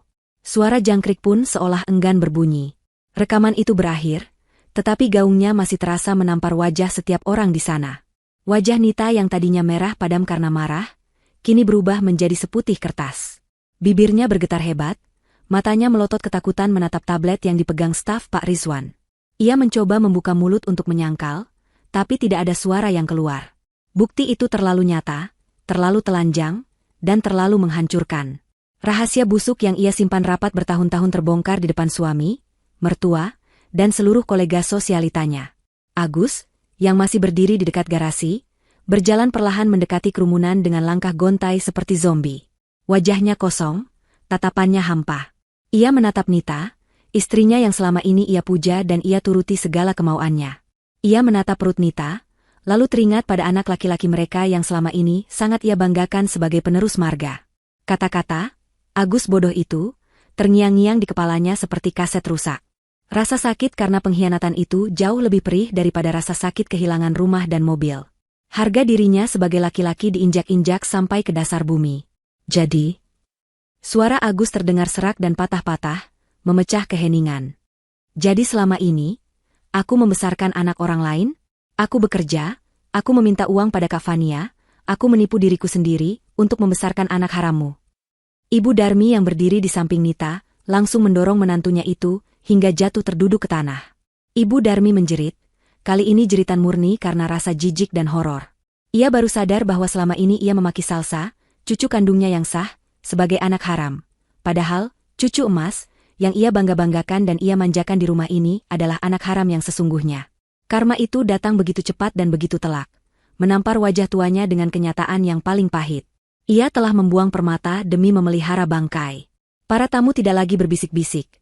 Mereka kini terang-terangan merekam wajah Nita yang menangis histeris di tanah dan wajah Ibu Darmi yang tampak seperti orang gila. Kilatan lampu kamera ponsel berkedip-kedip seperti lampu diskotik yang ironis. Pak Rizwan mematikan tabletnya dan menatap keluarga yang hancur itu dengan tatapan datar. Ia tidak perlu melakukan apa-apa lagi. Fania benar. Kebenaran memiliki caranya sendiri untuk menghancurkan kebohongan. Malam itu, label anak haram yang selalu dilemparkan ke wajah Salsa, berbalik arah dan menempel permanen di dahi keluarga Nita, menjadi aib yang tidak akan pernah bisa dihapus seumur hidup. Suasana di halaman rumah mewah yang kini temaram itu, benar-benar telah berubah menjadi neraka dunia bagi keluarga Ibu Darmi. Pesta yang digadang-gadang akan menjadi perayaan termegah tahun ini, kini berakhir menjadi panggung drama tragis yang disaksikan oleh puluhan pasang mata. Setelah rekaman suara perselingkuhan Nita diputar dan aib tentang status cucu palsu itu terbongkar, kekacauan tidak lagi bisa dibendung. Para tamu undangan yang tadinya masih bertahan karena penasaran, kini mulai merasa jijik dan tidak nyaman berada di tengah pusaran konflik keluarga yang begitu memalukan. Satu persatu dari mereka mulai beranjak pergi, namun tidak dengan diam-diam. Mereka pergi sambil mencibir, menggelengkan kepala, dan berbisik keras tentang betapa rendahnya moral keluarga yang selama ini mereka anggap terhormat. Suara hak sepatu yang beradu dengan paving block terdengar riuh, seirama dengan gumaman cemoohan yang menyayat hati Ibu Darmi. Beberapa tamu bahkan dengan sengaja meludahi tanah sebelum melewati gerbang, sebagai tanda penghinaan tertinggi atas penipuan sosial yang selama ini dilakukan oleh tuan rumah. Agus masih berdiri terpaku menatap istrinya, Nita, yang terduduk lemas di tanah basah. Tatapan Agus kosong, seolah jiwanya telah dicabut paksa dari raganya. Kenyataan bahwa anak laki-laki yang selama ini ia banggakan, ia manjakan, dan ia jadikan alasan untuk memeras harta kakaknya, ternyata bukanlah darah dagingnya sendiri, adalah pukulan yang jauh lebih mematikan daripada kehilangan harta benda. Harga dirinya sebagai seorang laki-laki hancur lebur tak bersisa. Ia teringat betapa ia sering merendahkan Salsa, keponakannya sendiri, demi meninggikan anak Nita. Ia teringat betapa ia sering membentak Fania, karena dianggap pelit memberikan uang untuk kebutuhan sekolah anaknya, yang ternyata adalah anak hasil hubungan gelap istrinya dengan pria lain. Rasa sesak memenuhi dada Agus, hingga ia merasa sulit bernapas. Ia ingin marah, ia ingin memukul, tetapi tenaganya seolah terkuras habis oleh rasa malu yang teramat sangat. Tanpa sadar, air mata menetes dari sudut mata Agus, bukan air mata kesedihan, melainkan air mata penyesalan dan kehancuran seorang pria yang baru menyadari kebodohannya. Sementara drama rumah tangga Agus dan Nita menjadi tontonan gratis, tim eksekutor yang dibawa oleh Pak Rizwan tidak berhenti bekerja barang sedetik pun. Mereka bekerja dengan efisiensi yang menakutkan, seolah robot yang tidak memiliki perasaan. Di bawah komando Pak Rizwan yang berdiri tegak dengan wajah datar, para staf mulai mengangkut barang-barang berharga dari dalam rumah. Pintu utama rumah yang megah itu dibuka lebar-lebar. Cahaya senter para petugas menyapu ruang tamu yang dipenuhi perabot mewah. Sofa kulit impor seharga puluhan juta rupiah yang menjadi tempat favorit Ibu Darmi untuk memamerkan tas-tas mahalnya, kini diangkat oleh dua orang petugas bertubuh kekar. Televisi layar datar berukuran raksasa yang menempel di dinding ruang keluarga dicopot paksa dari braketnya. Lukisan-lukisan artistik yang menghiasi dinding koridor diturunkan satu persatu. Semua barang itu adalah aset perusahaan Fania, dibeli dengan uang perusahaan Fania, dan tercatat dalam inventaris perusahaan Fania. Ibu Darmi yang melihat istananya dipreteli di depan mata kepalanya sendiri menjerit histeris. Ia berlari tertatih-tatih mengejar petugas yang membawa vas bunga kristal kesayangannya. Ia menarik lengan petugas itu, memohon, mencakar, dan berteriak agar barang-barangnya tidak dibawa pergi. Namun, tenaga wanita tua itu tidak ada apa-apanya dibandingkan kekuatan para petugas profesional tersebut. Pak Rizwan memberi isyarat mata, dan seorang petugas keamanan wanita segera menahan tubuh Ibu Darmi agar tidak mengganggu proses pengosongan. Ibu Darmi meronta-ronta seperti orang gila. Rambut sanggulnya yang tadi rapi kini terurai berantakan, menutupi sebagian wajahnya yang basah oleh air mata dan keringat. Kebaya mahalnya kotor terkena lumpur saat ia sempat terjatuh tadi. Ia berteriak memanggil nama almarhum Irfan, anak sulungnya, meratapi nasibnya seolah ia adalah korban ketidakadilan, padahal ia sedang menuai badai yang ia tabur sendiri. Namun, penderitaan Ibu Darmi belum mencapai puncaknya. Saat ia sedang sibuk menangisi sofa dan televisinya yang diangkut ke dalam truk box yang baru saja tiba, matanya menangkap sesuatu yang membuatnya semakin panik. Ia melihat salah satu staf Pak Rizwan sedang memeriksa kotak perhiasan yang tersimpan di kamar utamanya. Kamar yang pintunya sudah dibuka paksa karena kunci cadangan ada pada Fania. Ibu Darmi teringat pada koleksi perhiasan emas dan berlian yang ia kenakan saat ini, dan yang tersimpan di kamarnya. Itu adalah satu-satunya harta yang ia pikir masih bisa ia selamatkan untuk menyambung hidup, atau setidaknya menjaga gengsinya. Dengan gerakan refleks yang didorong oleh keserakahan, Ibu Darmi mencoba melepaskan diri dari pegangan petugas keamanan dan berlari menuju kamarnya. Namun, Pak Rizwan dengan sigap menghalangi jalannya. Tubuh tegap pengacara itu berdiri kokoh laksana tembok beton yang tak bisa ditembus. Pak Rizwan menatap Ibu Darmi dengan sorot mata yang dingin namun sopan, sebuah kombinasi yang justru terasa sangat mengintimidasi. Ia berbicara dengan nada tenang yang menusuk. Ia menjelaskan bahwa seluruh perhiasan yang ada di dalam rumah ini, termasuk yang sedang menempel di tubuh Ibu Darmi, dibeli menggunakan kartu kredit tambahan, supplementary card, yang diterbitkan atas nama rekening utama Fania. Pak Rizwan mengeluarkan sebuah lembaran tagihan kartu kredit yang sangat panjang dari dalam tas kerjanya. Di sana tertera rincian transaksi pembelian kalung, gelang, cincin, dan anting yang nilainya mencapai ratusan juta rupiah. Semua tagihan itu selama ini dibayar otomatis oleh sistem keuangan Fania. Tetapi sore tadi, Fania telah memblokir kartu tersebut dan melaporkan tagihan-tagihan yang belum lunas sebagai sengketa aset jika barangnya tidak dikembalikan. Wajah Ibu Darmi memucat. Ia secara insting menutupi kalung emas bertahta berlian di lehernya dengan kedua tangannya, seolah ingin melindunginya dari rampasan. Ia menggelengkan kepala kuat-kuat, bersikeras bahwa ini adalah hadiah. Ini adalah hak miliknya. Namun Pak Rizwan tidak mentolerir bantahan. Dengan suara yang sedikit lebih keras agar didengar oleh para tetangga yang masih menonton dari balik pagar, Pak Rizwan memberikan pilihan pahit. Ibu Darmi bisa menyerahkan perhiasan itu sekarang secara sukarela dan menandatangani berita acara serah terima. Atau Pak Rizwan akan memanggil polisi yang sudah bersiaga di depan kompleks untuk masuk dan memproses ini sebagai kasus penggelapan aset perusahaan dengan ancaman hukuman penjara. Mendengar kata penjara dan polisi, nyali Ibu Darmi langsung ciut. Ia tahu Fania tidak main-main. Ia tahu menantunya itu memiliki bukti yang lengkap. Detik-detik berikutnya adalah momen yang paling memalukan dalam hidup Ibu Darmi. Di bawah sorotan lampu senter dan tatapan puluhan pasang mata yang menghakimi, ia dipaksa melucuti kebanggaannya sendiri. Dengan tangan gemetar hebat, Ibu Darmi membuka kait kalung di lehernya. Kalung itu terasa berat saat ditarik lepas, seolah membawa serta separuh jiwanya. Ia meletakkannya ke dalam nampan bludru yang disodorkan oleh asisten Pak Rizwan. Kemudian ia melepas anting-antingnya, membuat telinganya terasa kosong dan dingin. Satu persatu gelang keroncong emas yang selama ini berbunyi gemerincing sombong setiap kali ia melambaikan tangan, kini ia lepaskan dengan air mata bercucuran. Terakhir, ia harus melepas cincin-cincin besar yang menghiasi jari jemarinya. Cincin-cincin itu agak sudah dilepas karena jarinya membengkak oleh tangis dan usia, sehingga ia harus menariknya dengan paksa, menimbulkan rasa sakit fisik yang tak seberapa dibandingkan sakit hatinya. Setelah semua perhiasan itu berpindah tangan, Ibu Darmi berdiri di sana, polos tanpa kilauan emas sedikitpun. Ia terlihat sangat tua, ringkih, dan menyedihkan. Tanpa perhiasan dan riasan yang luntur, ia hanyalah seorang wanita tua biasa yang kesepian dan penuh dosa. Tidak ada lagi aura nyonya besar. Tidak ada lagi wibawa ningrat buatan. Para tetangga yang menonton berbisik ngeri melihat pemandangan itu. Mereka menyaksikan bagaimana kesombongan dikuliti lapis demi lapis, hingga menyisakan kenyataan yang telanjang. Pak Rizwan menutup kotak perhiasan itu, memberikan tanda terima selembar kertas tipis kepada Ibu Darmi, lalu memerintahkan timnya untuk menyelesaikan pengangkutan barang dalam 10 menit terakhir. Rumah itu kini nyaris kosong melompong.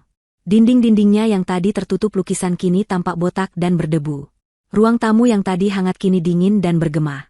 Agus yang melihat ibunya diperlakukan demikian tidak bisa berbuat apa-apa.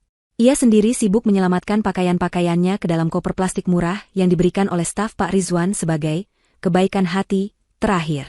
Nita masih menangis di pojok taman, tidak ada yang mempedulikannya. Teman-teman sosialitanya sudah lama kabur, takut terbawa masalah atau dimintai tolong. Hujan gerimis kembali turun, seolah alam ingin membilas sisa-sisa kemunafikan yang melekat di halaman rumah itu. Air hujan bercampur dengan air mata Ibu Darmi yang jatuh ke tanah, menciptakan genangan lumpur yang kotor. Pesta ulang tahun itu benar-benar telah berakhir, bukan dengan tiupan lilin dan tepuk tangan, melainkan dengan penyitaan dan kehancuran total. Keluarga Ibu Darmi tidak hanya kehilangan rumah dan harta, mereka telah kehilangan wajah mereka di hadapan dunia. Dan yang paling menyakitkan, mereka tahu bahwa ini semua adalah akibat ulah mereka sendiri yang telah membangunkan macan tidur dalam diri Fania. 2 jam telah berlalu sejak kedatangan Pak Rizwan yang mengguncang dunia Ibu Darmi. Jarum jam kini menunjuk angka 10 malam lewat. Kompleks perumahan elit itu telah kembali sunyi, lampu-lampu jalan berpendar suram memantulkan bayangan di aspal yang basah. Di depan gerbang besi rumah mewah yang kini terkunci rapat dan digembok dengan rantai besar, berdiri 3 sosok manusia yang tampak seperti pengemis yang baru saja diusir dari lapak mereka. Ibu Darmi, Agus, dan Nita berdiri menggigil di trotoar. Mereka tidak memiliki payung. Pakaian pesta mereka yang basah kuyup kini terasa lengket dan berat, menempel di kulit yang kedinginan. Angin malam menusuk hingga ke tulang sumsum, membuat gigi mereka bergemeretuk menahan beku. Di samping mereka hanya ada beberapa tas koper plastik dan kardus berisi pakaian, seadanya yang sempat mereka selamatkan sebelum didorong keluar pagar oleh petugas keamanan. Rumah di belakang mereka kini gelap gulita, benar-benar mati seperti rumah hantu.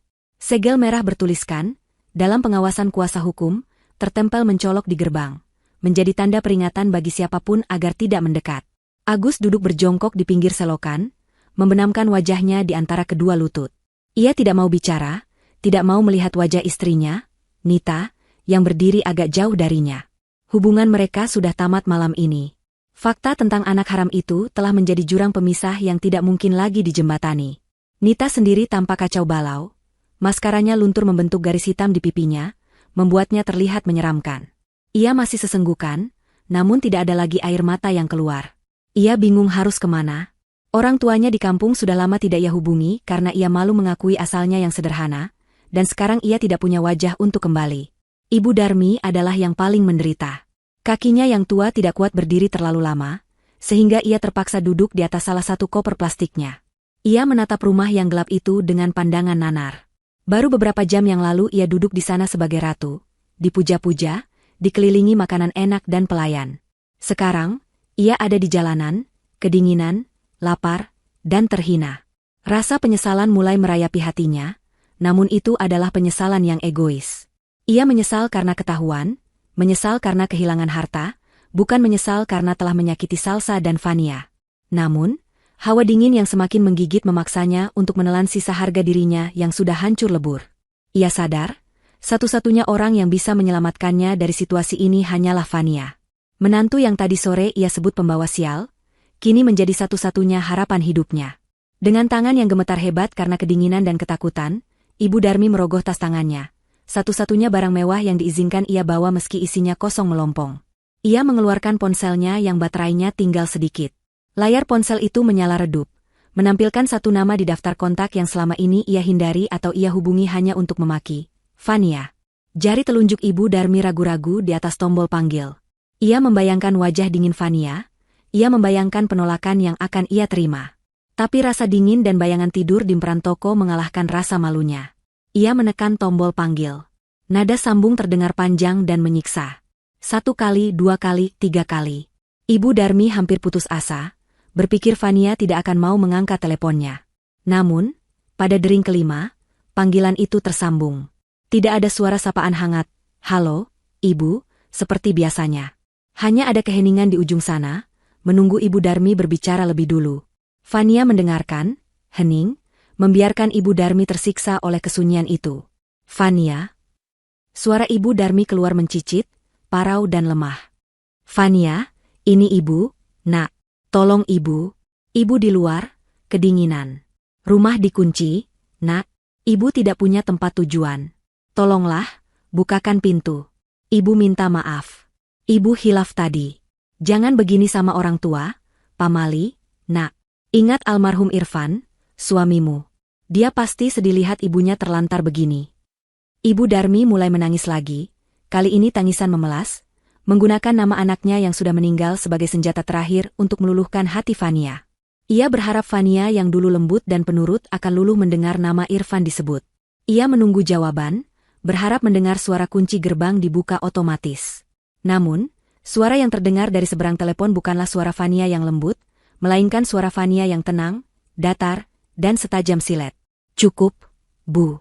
Jangan sebut nama Mas Irfan. Mas Irfan sudah tenang di sana. Justru dia akan sedih kalau tahu ibunya memaki anak kandungnya sendiri sebagai anak haram dan mengusirnya seperti anjing kurap." Ibu Darmi terdiam, mulutnya ternganga. Ia mencoba membela diri, itu Ibu emosi sesaat. "Vania. Ibu janji akan sayang sama Salsa. Ibu akan terima Salsa. Tolonglah, Nak, kami tidak punya uang sepeser pun. Semua diambil Pak Rizwan." Vania menghela napas panjang di ujung telepon, helaan napas yang terdengar penuh dengan kelelahan menghadapi drama ini. Lalu, dengan nada yang sangat jelas, Vania menjatuhkan bom terakhirnya. "Ibu bicara soal uang? Soal harta? Ibu ingat kado kotak sepatu yang Salsa bawa tadi? Kado yang Ibu tendang? Kado yang Ibu bilang sampah dan Ibu suruh bawa pulang?" Iya, Ibu ingat. "Itu cuma mainan kardus kan?" tanya Ibu Darmi bingung. "Bukan, Bu," jawab Vania. Suaranya terdengar semakin dingin. Di dalam kotak itu, di bawah mainan kardus buatan tangan cucu Ibu, ada sebuah amplop.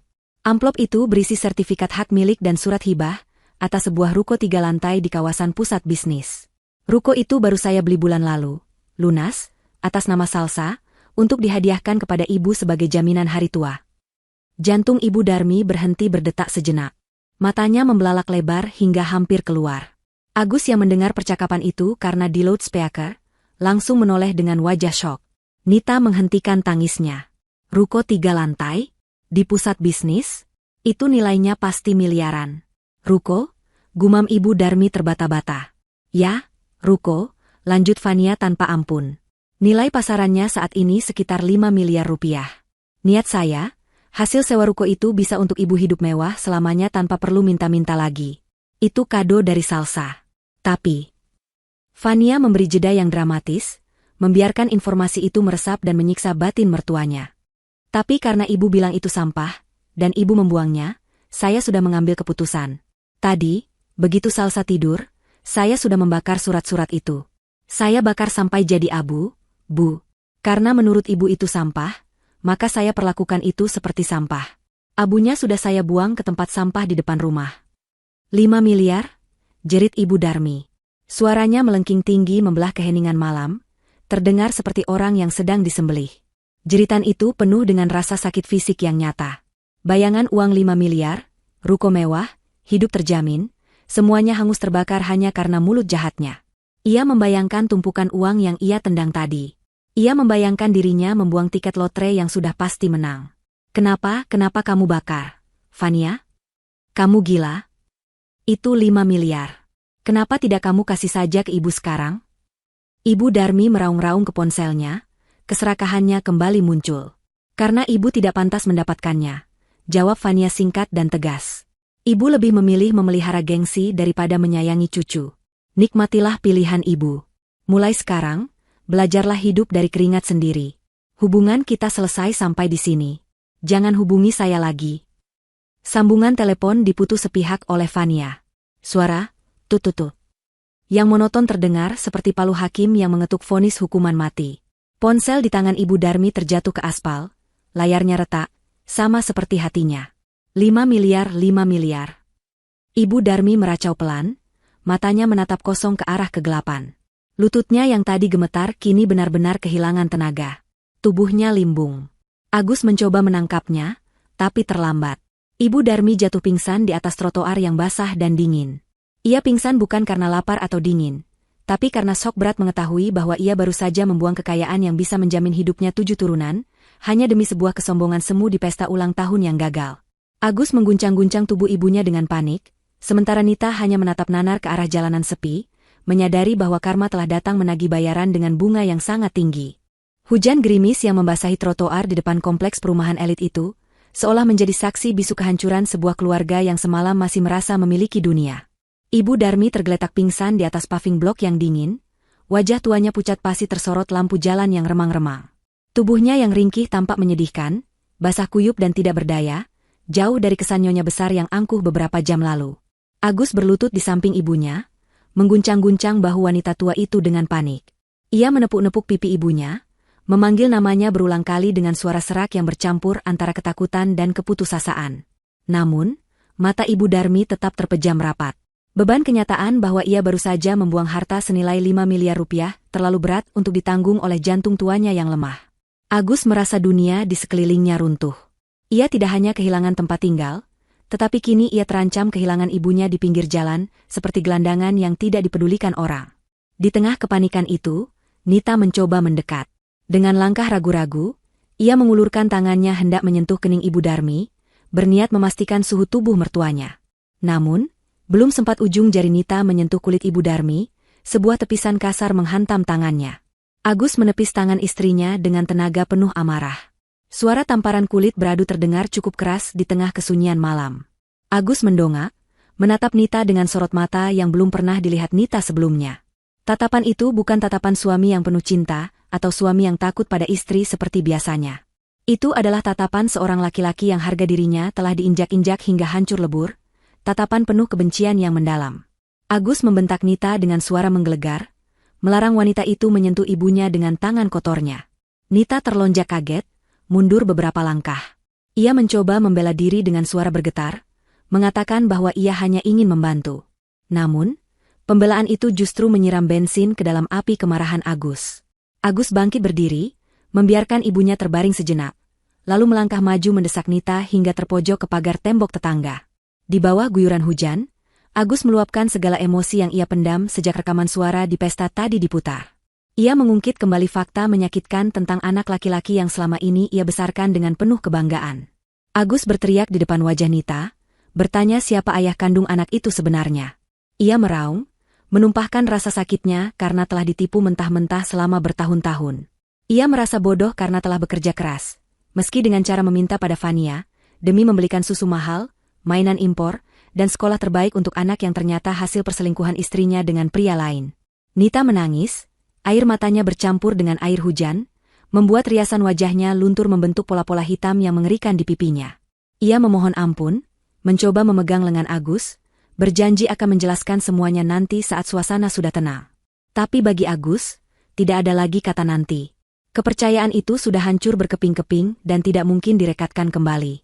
Agus menepis pegangan Nita dengan kasar hingga wanita itu hampir terjatuh. Dengan napas terengah-engah, Agus mengucapkan kalimat yang menjadi vonis akhir bagi hubungan mereka. Ia mengusir Nita saat itu juga. Ia mengatakan bahwa mulai detik ini, mereka selesai. Agus tidak sudi lagi melihat wajah wanita yang telah menghancurkan hidupnya dan mempermalukan keluarganya di depan umum. Ia menyuruh Nita pergi sejauh mungkin dan jangan pernah menampakkan diri lagi di hadapan Agus maupun ibunya. Nita ternganga, tidak percaya bahwa Agus yang selama ini penurut dan lemah bisa bersikap setegas ini. Ia melihat ke sekeliling, berharap ada seseorang yang membela dirinya, tapi jalanan itu sepi. Hanya ada mereka bertiga dan bayang-bayang kegagalan. Agus kembali berlutut mengurus ibunya, sama sekali tidak mempedulikan Nita yang berdiri mematung. Menyadari bahwa ia benar-benar telah dibuang, Nita akhirnya membalikkan badan. Ia menyeret koper plastik berisi pakaian-pakaian pestanya yang basah, berjalan menjauh menembus malam yang dingin. Ia tidak tahu harus kemana. Pulang ke rumah orang tuanya di kampung adalah hal yang mustahil, karena ia sudah terlalu sering menyombongkan diri dan merendahkan keluarganya sendiri.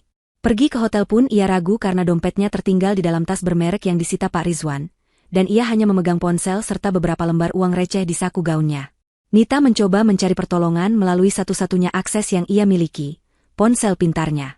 Ia berteduh di bawah halte bus yang sepi dan kotor, lalu mulai membuka aplikasi pesan singkat. Ia mencari grup-grup sosialita tempat ia biasa bergunjing dan memamerkan gaya hidup mewahnya. Namun, betapa terkejutnya Nita saat mendapati bahwa ia telah dikeluarkan dari semua grup tersebut. Anda telah dikeluarkan oleh admin. Begitu tulisan yang tertera di layar. Teman-teman sosialitanya yang tadi datang ke pesta, rupanya bergerak cepat membuang Nita dari lingkaran pergaulan mereka. Mereka tidak ingin terseret dalam skandal memalukan yang kini mulai viral di media sosial. Nita mencoba menghubungi sahabat terdekatnya, seorang wanita yang sering ia traktir makan siang. Panggilan itu langsung ditolak, dan detik berikutnya, foto profil sahabatnya hilang, tanda bahwa nomor Nita telah diblokir. Rasa panik mulai menyergap Nita. Ia sendirian, kedinginan, dan dikucilkan oleh dunia yang selama ini ia agung-agungkan. Perutnya mulai terasa perih karena lapar. Ia teringat aplikasi ojek online di ponselnya. Masih ada saldo uang elektronik yang cukup untuk memesan taksi ke motel murah, atau sekadar membeli makanan hangat, pikirnya. Dengan jari gemetar, Nita membuka aplikasi tersebut dan mencoba memesan taksi. Namun, saat ia menekan tombol pesan, muncul notifikasi berwarna merah, akun Anda dibekukan sementara karena masalah metode pembayaran terkait. Nita mencoba aplikasi lain, aplikasi dompet digital, bahkan aplikasi belanja makanan. Semuanya menampilkan pesan serupa, atau menunjukkan saldo 0 rupiah. Nita baru menyadari kenyataan pahit lainnya.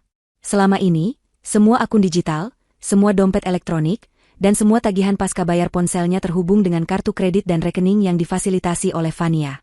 Vania tidak hanya menyita rumah dan mobil, Vania benar-benar telah memutus semua urat nadi kehidupan mereka secara digital. Vania telah mematikan akses Nita terhadap dunia modern. Nita menatap layar ponselnya dengan tatapan kosong. Benda pipih canggih di tangannya itu kini tidak lebih berguna daripada batu bata. Ia tidak bisa memesan kendaraan, tidak bisa membeli makan, dan tidak bisa menghubungi siapapun karena paket datanya pun tiba-tiba terhenti. Ia benar-benar terisolasi. Nita merosot duduk di bangku halte yang keras dan berdebu. Ia memeluk lututnya, menggigil kedinginan. Gaun malam mahalnya yang basah kini terasa seperti kain pel yang membungkus tubuh. Di seberang jalan, ia melihat sebuah minimarket 24 jam yang terang benderang. Perutnya berbunyi nyaring. Ia ingin sekali masuk ke sana dan membeli roti atau sekadar air mineral, tapi ia sadar ia tidak punya uang tunai sepeser pun. Uang receh di sakunya bahkan tidak cukup untuk membayar parkir, apalagi membeli makanan. Nita menangis lagi, kali ini tangisan penyesalan yang terlambat. Ia menyesal telah menghina Vania. Ia menyesal telah berselingkuh. Ia menyesal telah menjadi manusia yang sombong. Tapi penyesalan itu tidak bisa memberinya kehangatan atau rasa kenyang. Saat Nita sedang meratapi nasibnya, sebuah mobil SUV keluarga berwarna hitam melintas perlahan di depan halte. Mobil itu berjalan pelan karena menghindari genangan air. Kaca jendela mobil itu jernih, dan lampu jalan menyorot ke bagian dalam kabin. Nita mendongak dan matanya bertemu pandang dengan seseorang di dalam mobil itu. Itu adalah Salsa. Bocah kecil itu duduk di kursi penumpang depan. Sudah berganti pakaian kering dan hangat, wajahnya tampak bersih dan damai. Di kursi kemudi, terlihat Fania yang menyetir dengan tenang, wajahnya diterangi cahaya dashboard yang lembut. Di dalam mobil yang hangat dan wangi aromaterapi itu, Salsa melihat sosok wanita yang meringkuk di halte bus.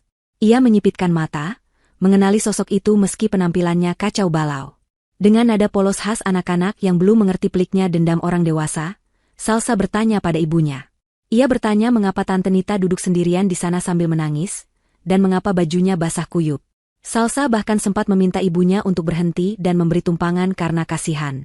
Pertanyaan polos itu menggantung di udara, sebuah ujian terakhir bagi hati nurani Fania. Fania melirik sekilas ke arah halte, menatap Nita yang tampak menyedihkan.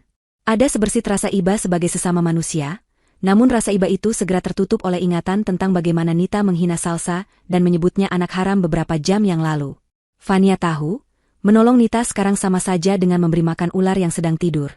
Suatu saat ular itu akan menggigit lagi.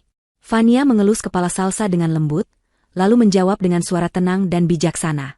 Ia mengatakan pada putrinya bahwa Tante Nita sedang menjalani hukuman dari Tuhan karena perbuatannya sendiri. Fania menjelaskan bahwa setiap perbuatan jahat ada harganya, dan malam ini Tante Nita sedang membayar harga itu. Fania mengajarkan Salsa bahwa kadang-kadang, cara terbaik untuk menyadarkan orang jahat adalah dengan membiarkan mereka merasakan akibat dari ulah mereka sendiri, tanpa campur tangan kita. Fania tidak menginjak rem. Ia justru menekan pedal gas perlahan. Mobil itu melaju mulus meninggalkan halte bus, meninggalkan Nita yang menatap nanar pada lampu belakang mobil yang semakin menjauh. Nita melihat kehangatan yang menjauh darinya, kesempatan terakhirnya untuk minta tolong telah pergi. Ia kembali sendirian dalam gelap dan dingin, ditemani suara perut yang keroncongan dan bayang-bayang masa depan yang suram. Di kejauhan, suara sirine mobil patroli polisi terdengar mendekat, mungkin dipanggil oleh warga yang melihat keributan tadi atau mungkin patroli biasa. Namun bagi Nita, suara itu terdengar seperti lonceng kematian bagi kehidupan lamanya yang nyaman.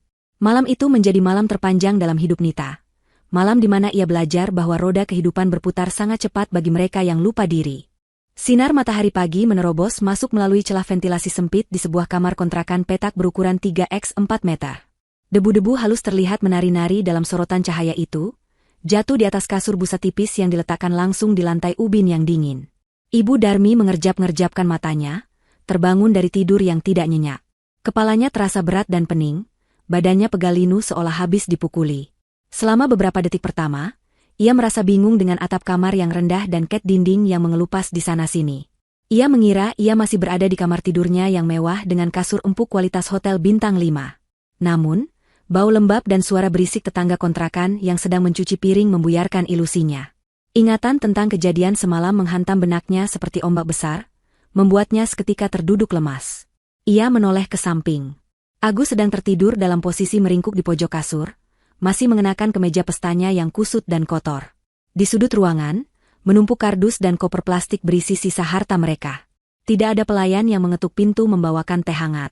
Tidak ada aroma sarapan mewah. Yang ada hanya keheningan yang menyedihkan di ruangan sempit itu. Pak Rizwan, atas perintah Fania, memang berbaik hati membayarkan sewa kontrakan ini untuk 1 bulan ke depan dan memberikan sedikit uang saku sekadar untuk makan nasi bungkus, agar mereka tidak mati kelaparan di jalan. Tapi setelah bulan ini habis, mereka harus berjuang sendiri. Itu adalah bentuk sedekah terakhir Fania, sebuah perpisahan yang elegan namun tegas. Agus terbangun karena suara ibunya yang mulai terisak pelan. Ia bangun dengan wajah kusam dan mata bengkak. Tanpa bicara, Agus keluar sebentar dan kembali membawa 2 bungkus nasi uduk murah yang ia beli di warung depan gang. Ia menyodorkan 1 bungkus kepada ibunya. Ibu Darmi menatap nasi bungkus itu dengan tatapan nanar. Biasanya, pagi hari seperti ini ia sedang menikmati kroasang hangat atau bubur ayam spesial langganannya. Kini, ia harus memakan nasi uduk dingin dengan lauk seadanya. Saat Agus menyalakan ponselnya untuk mengecek situasi, wajahnya semakin pucat. Video kejadian semalam saat mereka diusir dan saat aib Nita terbongkar, ternyata sudah viral di berbagai platform media sosial. Judul-judul clickbait seperti, azab mertua kejam diusir menantu sultan, atau, drama sosialita palsu, cucu kandung dibuang, anak haram disayang, memenuhi beranda. Ribuan komentar netizen mencaci maki mereka tanpa ampun. Reputasi mereka hancur sehancur-hancurnya. Mereka tidak hanya miskin harta, tapi juga miskin harga diri di mata masyarakat. Ibu Darmi menutup wajahnya, menyadari bahwa ia tidak akan berani keluar rumah karena malu. Kontras dengan suasana suram di kontrakan petak itu, suasana di rumah Fania terasa begitu cerah dan damai. Fania sedang berada di dapur, memasak nasi goreng kesukaan Salsa. Aroma bumbu bawang dan telur goreng memenuhi ruangan yang bersih dan rapi itu. Salsa duduk di meja makan, kakinya berayun-ayun ceria, wajahnya berseri-seri seolah beban berat telah diangkat dari pundaknya. Tidak ada lagi ketakutan akan dibentak nenek, tidak ada lagi rasa minder karena sepupu palsunya. Rumah itu terasa lebih luas dan lebih terang, karena energi negatif dari keluarga Ibu Darmi telah hilang sepenuhnya. Fania menghidangkan sarapan dengan senyum lebar, lalu duduk menemani putrinya makan. Setelah sarapan, Pak Rizwan datang berkunjung. Pria itu tampil rapi seperti biasa, membawa sebuah map dan sebuah bungkusan yang dilapisi kertas kado baru. Fania menyambutnya di ruang tamu. Pak Rizwan melaporkan bahwa proses pengambil alihan aset sudah selesai 100%. Rumah mewah itu sudah disegel dan akan segera dilelang. Hasilnya akan dimasukkan ke dalam tabungan pendidikan Salsa. Ia juga melaporkan kondisi Ibu Darmi dan Agus yang kini tinggal di kontrakan. Fania mendengarkan dengan wajah datar, tidak ada rasa senang berlebihan, juga tidak ada rasa kasihan. Ia hanya mengangguk, merasa bahwa itu adalah konsekuensi logis yang harus mereka jalani. Bagi Fania, keadilan sudah ditegakkan, dan itu sudah cukup. Lalu, bagaimana dengan rencana uang 5 miliar itu, Bu Fania? Uang yang tadinya dialokasikan untuk ruko Ibu Darmi? Tanya Pak Rizwan profesional. Fania tersenyum tipis. Sesuai rencana cadangan, Pak. Karena surat hibahnya sudah saya bakar dan mereka menolaknya. Saya ingin uang itu digunakan untuk membangun sebuah rumah singgah untuk anak-anak terlantar dan korban kekerasan dalam rumah tangga. Beri nama rumah singgah itu, Gria Salsa. Saya ingin nama anak saya menjadi simbol harapan bagi mereka yang terbuang, kebalikan dari apa yang dituduhkan neneknya. Pak Rizwan tersenyum kagum dan mencatat instruksi itu. Keputusan yang sangat mulia, Bu. Akan segera saya urus legalitasnya. Kemudian, Pak Rizwan menyerahkan bungkusan kado yang ia bawa kepada Salsa yang baru saja bergabung di ruang tamu. Salsa menerimanya dengan ragu-ragu, teringat trauma kado semalam. Fania mengangguk, memberi kode bahwa tidak apa-apa untuk membukanya. Salsa merobek kertas kado itu perlahan. Di dalamnya, terdapat sebuah bingkai foto yang indah dan elegan. Di dalam bingkai itu, bukan foto orang penting atau pemandangan mahal, melainkan foto Salsa dan Fania yang sedang tertawa lepas di pantai saat liburan tahun lalu. Fania memeluk bahu putrinya dan berkata lembut, "Nak, kado terbaik di dunia ini bukanlah ruko, bukan emas, dan bukan barang mewah. Kado terbaik adalah kebahagiaan kita sendiri." Nenek membuang kado Salsa, tapi Mama menggantinya dengan ini. Biarkan mereka dengan kesengsaraan mereka, kita akan hidup bahagia dengan cara kita sendiri. Mulai sekarang, kita tidak butuh pengakuan mereka untuk merasa berharga. Salsa memeluk bingkai foto itu erat-erat, matanya berkaca-kaca karena haru. Ia merasa sangat dicintai. Trauma semalam perlahan mulai sembuh, digantikan oleh rasa aman yang diberikan ibunya. Fania kemudian berdiri, mengambil tas koper yang sudah disiapkan di dekat pintu. "Ayo, sayang. Taksi menuju bandara sudah menunggu. Kita jadi pergi liburan ke luar negeri, kan?" ajak Fania. Salsa bersorak kegirangan. "Jadi, Bu." Mereka berdua berjalan keluar rumah, meninggalkan semua kenangan buruk di belakang. Fania mengunci pintu rumahnya, lalu melangkah mantap menuju taksi. Di langit yang biru cerah, sebuah pesawat melintas, melambangkan kebebasan dan awal baru bagi ibu dan anak itu. Sementara di sudut kota yang lain, di dalam kamar sempit yang pengap, Ibu Darmi dan Agus hanya bisa menatap layar televisi yang menayangkan berita gosip tentang kehancuran mereka, meratapi nasi bungkus dingin dan penyesalan yang tidak akan pernah ada ujungnya. Keadilan telah menemukan jalannya, memberikan kedamaian bagi yang sabar dan pelajaran pahit bagi yang serakah. Cerita berakhir dengan kepuasan yang melegakan. Sang antagonis mendapatkan karmanya, dan sang protagonis melangkah menuju masa depan yang gemilang.